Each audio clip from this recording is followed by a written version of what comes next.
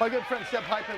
Shep Hyken is in studio at his own home studio, surrounded by guitars, microphones, and accolades for his speaking career, and of course his customer service and customer experience business. He is the Chief Amazement Officer, of course, for Shep Hyken and Hyken.com. I can tell you, he is in the National Speakers Hall of Fame. Get out of here. No, he's good. When I first got into keynote speaking, one of the first guys I met and hit it off, and he's just one of those guys that has been a mentor. It's so great to have him again. What's up, buddy? Good to see you. I got to get you back in San Diego at some point, pal. Man, we keep talking about it. I'm waiting for the invite. I'm on my I think we should do a big biz show to go to your house. We'll just go to your place. We'll just do the whole dang thing there. We'll bring the band in and we'll shoot it there. How are you? I'm doing great, man. It's good to see you. You're looking good. You make me sound. He's a Hall of Fame. Like I'm an old guy. Well, no, you're just a Hall of Famer.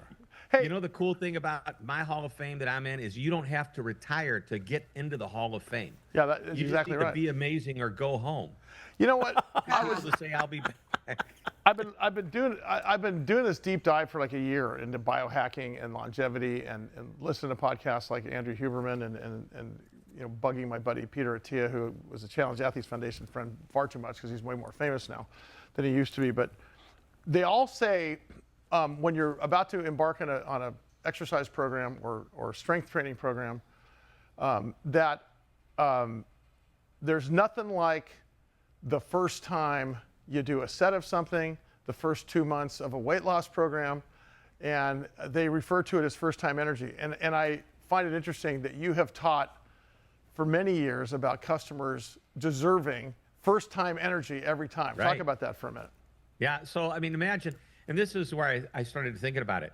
If you go to Disney right up the street from where you are, and what do you think the #1 question that a guest at a Disney theme park will ask an employee known as a cast member? I have no idea. It is, where's Mickey? Where's the bathroom? Where's the Where's the bathroom?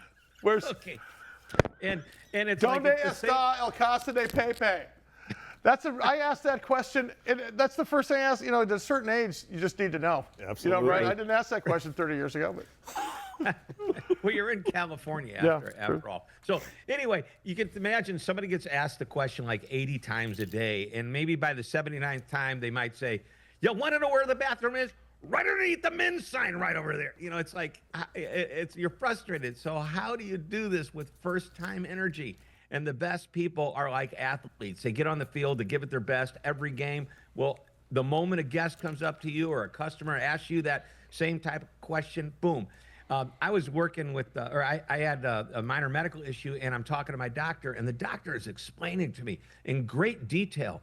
And I'm going, "How many of these have you done?" He said, 3,000 of them. I go, "Man, you are doing it like talking to me like it's your first time you've ever talked to a patient, not out of like ignorance, but out of energy and passion for taking care of the patient."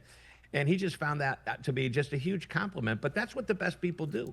You know, Shep, you're bringing up Disneyland. They also have the best way that they train their cast members to say princess or prince or whatever they say to the little boys. Even to me, I mean, I think they called me princess at one point, and I was like, "Thanks." I called the woman princess the other day. She slapped me. But I mean, But it's because it kills it. Yeah. It kills it for kids the minute you break character there, because there's this fine line of reality, and is it really? Oh my gosh, that really is, they really are here. And the other thing that was, my daughter wore the birthday button. She's 19, but she wore it anyway, and everyone said, "Happy birthday, Lily." The way she lit up, and I just think they do it right in so many ways, and it is the treating it like it's the first time, and also, you know, keeping the magic alive in every way. Remember Nordstrom? Used to be the customer service that got people to go to Nordstrom. Yep. Right? And you know, as oftentimes happens, family businesses get sold, and the minute that happens, whether it's a radio station. What happened to them? Yes. Yeah. It was a radio station or you know, another great place, the Chart House went public. Okay. Oh. Rubio's restaurant. I mean, it's what's interesting is scale. Shep tends to kill that customer service experience sometimes, and Disney has not done that, which I think is interesting. And they're a publicly held company, and what happens is they have managed to prove to the shareholders, from the standpoint of, you know, board of directors or people like that, that one of the difference makers is the experience, because if you don't get it, they're not going to spend a very large amount of money compared to other theme parks. People save up, I can't remember what the stat is, but like 4 years to take a Disney vacation. Sure. So expensive. Almost And- as much to go to a Dodger game. So, At least this year, for sure. Shep, What a game that was, I'll too. tell you. Oh, my gosh. one of the greatest series, you know. Shep, when Mary just mentioned, you know, Disney has a certain way, and they probably broke the mold, but they stick to their guns and how they train people to treat their guests. How come you don't see a lot more businesses trying to emulate that? And there's one that comes close, and it's In-N-Out Burger. I have never. Oh, they're great. well, and I would argue that Trader a place Joe's. I've never eaten at. I hear that Chick-fil-A has the same. Chick-fil-A is you're exactly right. Yep. Those two places are like, you know what? Disney's of fast food. Not a lot more though.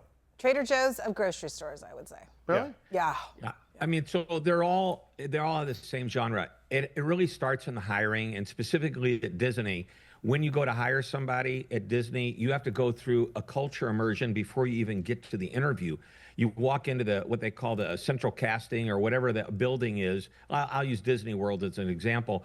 And it's where you go to fill out your application, watch a video, learn a little bit about the culture. But when you go to open the door, it's like the door is the doorknob from, I don't know, Snow White's palace Sure. or something. Yep. Or, you know, I'm not getting that right, but you are in the culture before you even get invited to be in the culture. And there's no doubt that Disney is not for everybody. I learned that they're not the highest paid people. So I talked to some of the Disney cast members and said, you know, the rumor is you're not paid as well as others. They go, yeah, but this is Disney, man. This is where I've wanted to work my Right, whole life. sure. And they treat me so well, and I love it. And that's why they do it. The culture is a cult. Shep, we only have about 30 seconds left here, but real quickly, what's the takeaway for small business to kind of emulate this? Because that's really what this is about, is trying to teach entrepreneurs to kind of to take these principles and put them in their own instances. Great. Now 20 seconds, I'll simply tell you every interaction is an opportunity for your customer, guest, client, patient, whatever you call them, to form an impression. Manage it well, manage it for first-time energy, and to create the experience that gets people to say, in the words of the Austrian philosopher Arnold Schwarzenegger, get them to say, I'll be back. I'll be back. Wow. Be amazing or go home. 7 customer service habits that create confidence with everyone. Author, keynote speaker, chief amazement officer, Shep Hyken. Always love the visit.